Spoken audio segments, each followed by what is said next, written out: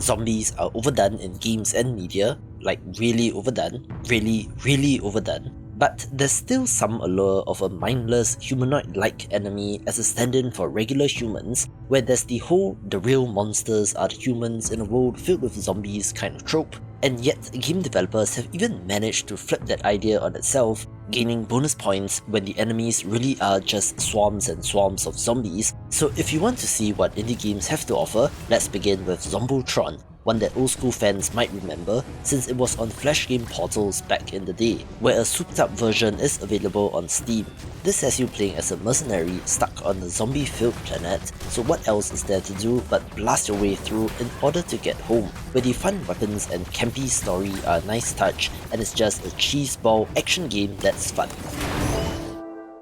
On the more serious end of things is the final station, one where you're travelling by train from one station to the next in a post-apocalyptic world, where of course the abandoned stations are absolutely overrun with the infected. While it does have less of a traditional zombie design, instead relying on a more silhouetted look, the tension sure is there when you're exploring these locations, searching for resources and survivors, where it sure does have Snowpiercer or Carbonari of the Iron Fortress vibes due to the train.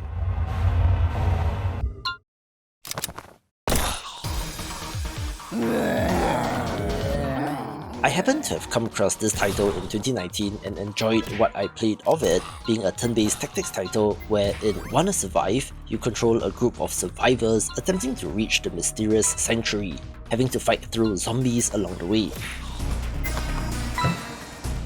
The tactical action is decent, where more interestingly, you do have to manage limited supplies and healing in between levels, being of interest to fans of the genre.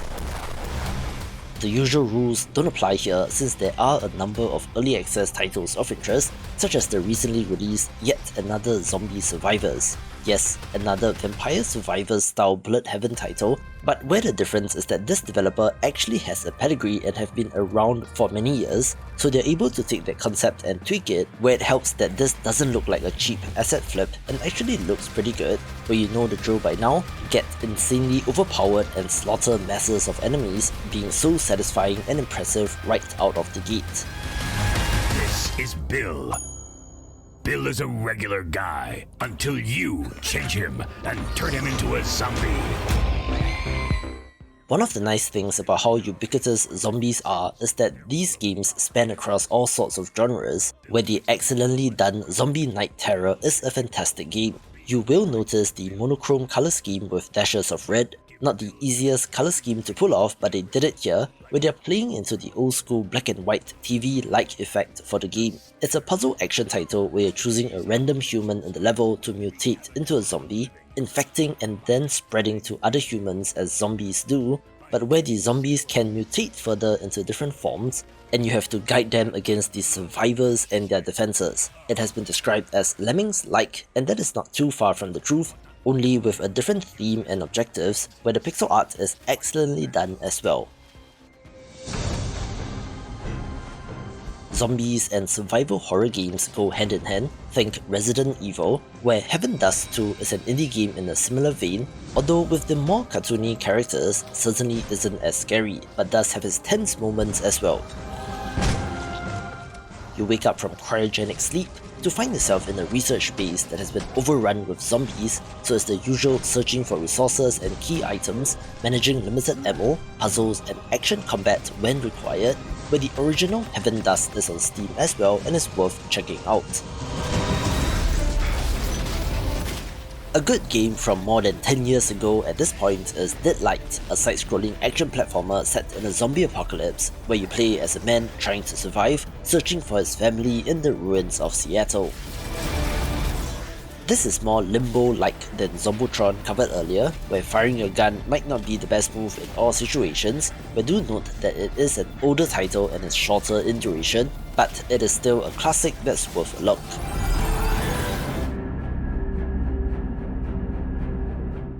Our second early access title in this video is Z Zone, a sandbox survival title set in a zombie apocalypse where you're trapped in the titular zone, which is filled with zombies and monsters. It is not just your regular slow zombies, but all sorts of monstrosities, where it's about scavenging for resources, building shelter, and defending yourself against the hordes. This is similar to Zero Civet, but the game is not on this list since it has primarily mutants, so this game is in its place, where it has been getting steady updates since its early access release in March and only looks to get even better.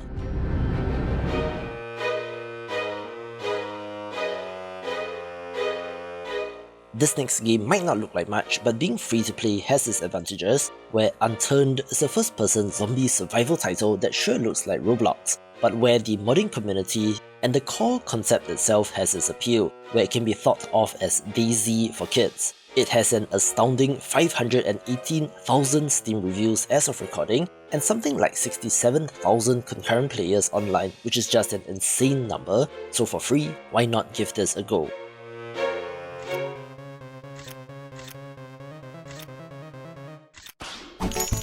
I have a soft spot for the Infectonator series since I played a bunch of these on Flash game portals back in the day, where the third entry, Apocalypse, is the version on Steam, where, like Zombie Night Terror mentioned earlier, you're infecting one human on the map with the goal of exterminating all humans. There is a variety of zombies as well as various active abilities that you can use to speed things up, not to mention an overall upgrade system that gives you more powers and abilities, so for a fun, arcadey time, give this one a go. Another excellent recent entry is The Last Stand Aftermath, an isometric action roguelite where things are very bleak, but you do the best you can. That is because you're already infected and there's no cure, so why not take the opportunity to go out guns blazing, taking some of the zombies out with you along the way. You do try to make the world a better place for the remaining survivors as well, through meta progression and unlocks, where it's a tense action title worthy of the genre. Also, if you thought that the name was familiar, yes, that is because The Last Stand is a series of zombie-themed strategy games on Flash, where this game is their first attempt at a bigger action title and they absolutely knocked it out of the park. When talking about indie zombie games, no list would be complete without the presence of Oregon Trail Director's Cut. And yes, that's not a typo, where this is a parody of Oregon Trail, which you might be familiar with, where it is not about heading out to seek your fortune, but to travel west in search of safety and survival. The visuals are lovingly recreated to ape the Apple II just like its inspiration, where yes, dysentery is still a problem, and where scavenging for resources and fighting the undead is a key feature as well. There will be tough choices to make and even has boss battles, making this quite the cleverly constructed title. Can you do what must be done?